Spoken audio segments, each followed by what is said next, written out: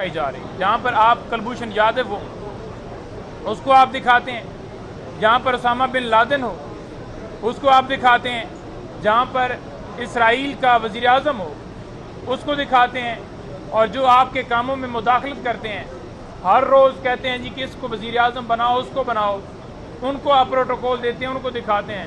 تو عمران خان کے اوپر تو مقدمات ہیں اور مقدمات عدالتوں میں چل رہے ہیں، اور جو ہی کوئی سزا اگر دی جاتی ہے 2 دن میں 1 دن میں، جیسے آپ کو پتہ ہے سپیڈیں لگائی گئی ہیں، تو ہائی کورٹ میں جب کیس آتا ہے تو کنوکشن ختم ہو جاتی ہے، اسی بنیاد پہ ختم ہوتی ہے۔ آج 9 مئی کے کیسز، ان میں خان صاحب کی بریت ہوئی ہے، اور خان صاحب اس بنیاد کے اوپر بری ہوئے ہیں، اس بنیاد کے اوپر وہ سرخرو ہوئے ہیں کہ پراسیکیوشن جو ہے وہ کوئی ایویڈنس پیش ہی نہیں کر پائی۔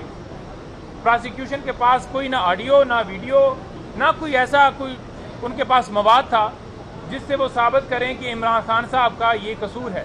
ناکام رہی ہے، جو روزانہ کہتے تھے ناقابل تردید شواہد ہیں جی، ہمارے پاس یہ ہے جی، وہ یہ 9 مئی والے ہیں جی، جلسہ بند کر دو جی، ان کو ریلی کی اجازت نہیں ہے جی، ان کو کسی چیز کی اجازت نہیں ہے، ان کے گھروں میں کریک ڈاؤن کرنا ہے جی، ان کی عزتیں پامال کر، یہ 9 مئی والے ہیں جی۔ پہلی بات تو یہ ہے کہ عزتیں پامال کرنا، لائف، لبرٹی، پرائیویسی، فنڈامنٹل جتنے رائٹس ہیں وہ آئین پاکستان پروٹیکشن دیتا ہے ہر شہری کو، اس کو آپ سبوٹاج نہیں کر سکتے، لیکن مسلسل فنڈامنٹل رائٹس کی وائلیشن ہوتی رہی۔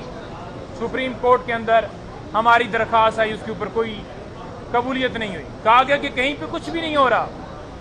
اور میں آپ کے سامنے یہ بھی کہتا ہوں کہ کل خان صاحب نے یہ کہا ہے کہ انوار کاکڑ، اس کی سٹیٹمنٹ اور کمشنر راولپنڈی کا بیان دونوں بڑے اہم ہیں، جو ایڈمٹ کر رہے ہیں کہ کس طرح دھاندلی کی گئی، کس طرح 70,000 کی لیڈوں کو کنورٹ کیا گیا۔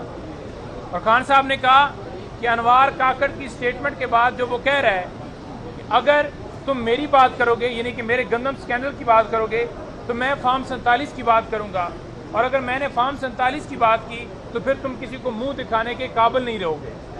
تو انہوں نے کہا کہ یہ بات ایڈمیشن ہے، کیونکہ نگران وزیر اعظم وہ تھا اور اس نے انتخابات کروائے، وہ خود مان رہا ہے کہ یہ فارم 47 کی پیداوار ہیں۔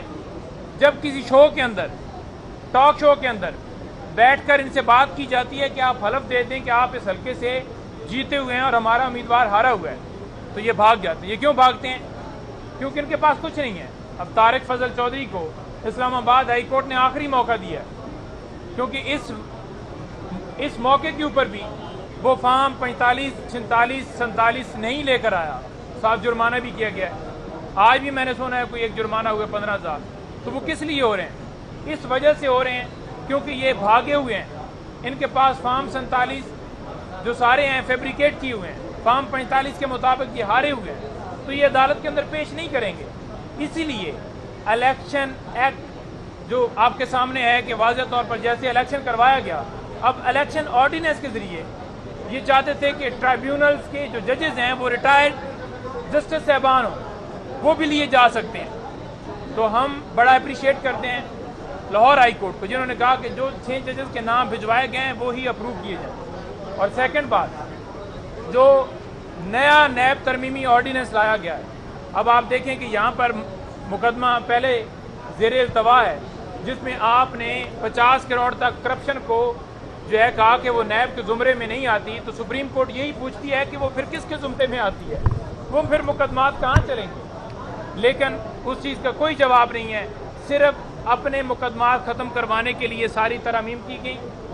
اور اب جو ریمانڈ دیا گیا ہے کہ 14 دن سے بڑھا کر 40 دن کیا جائے، یہ صرف اور صرف عمران خان کے اوپر ایک نیا کیس، توشہ خانہ کیس جو پارٹ 4 سٹارٹ کیا گیا ہے کہ اس میں گرفتاری ہو تو خان صاحب کی بیل جلدی سے جلدی جو ہے وہ اس کو لگائی نہ جائے، تو اس لیے انہوں نے اس میں بھی ترمیم کی ہے۔ اور ایک کرپٹ آفیسر کی جہاں 5 سال سزا تھی اس کو 2 سال کر دیا گیا ہے۔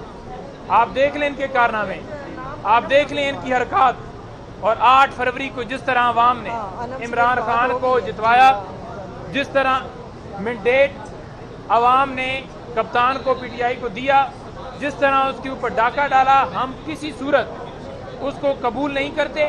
اور انشاءاللہ تعالیٰ کپتان نے ایک کہا ہے کہ آپ جلسوں کے حوالے سے شیڈول جو ہے وہ جاری کریں.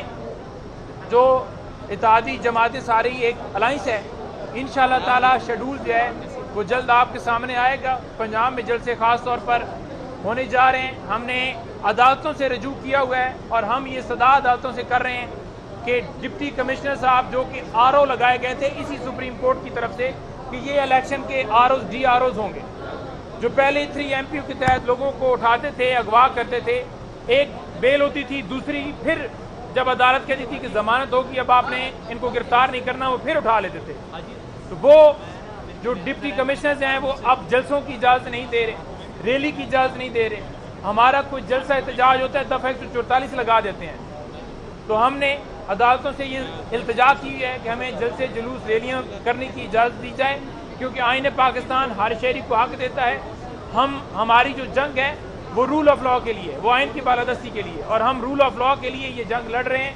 اور یہ عمران خان انشاءاللہ تعالی جو جنگ جیت چکا ہے حقیقی, جو آپ دیکھیں گے کہ پریکٹیکلی یہ سارے لوگ جس وقت خان باہر آئے گا یہ سارے کوئی بہانہ بنائے گا پلیٹلیٹس کا, کوئی بہانہ بنائے گا دل کی بیماری کا, یہ سارے پھر سرٹیفکیٹ بنوائیں گے, یہ سارے پھر بھاگیں گے, کیونکہ ان کا جینا مرنا پاکستان میں نہیں ہے, ان کا جینا مرنا باہر ہے, جائیدادیں باہر ہیں, دولت باہر ہے. عمران خان نے کہا کہ میں نے جتنی کمائی کی ہے باہر میں وہ ساری میں پاکستان لے کر آیا, اور انہوں نے جتنی کمائی جو ڈاکہ جو کچھ کیا ہے یہ سارا ڈال کر باہر لے کر گئے ہیں.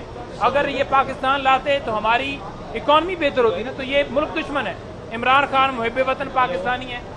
ابھی اس سماعت کے بعد میں جا رہا ہوں اڈیالہ جیل, اور انشاءاللہ تعالی مزید آپ کے سامنے پھر تفصیلات لائیں گی. کوئی سوال ہے تو وہ کر لیں, باقی جو ہے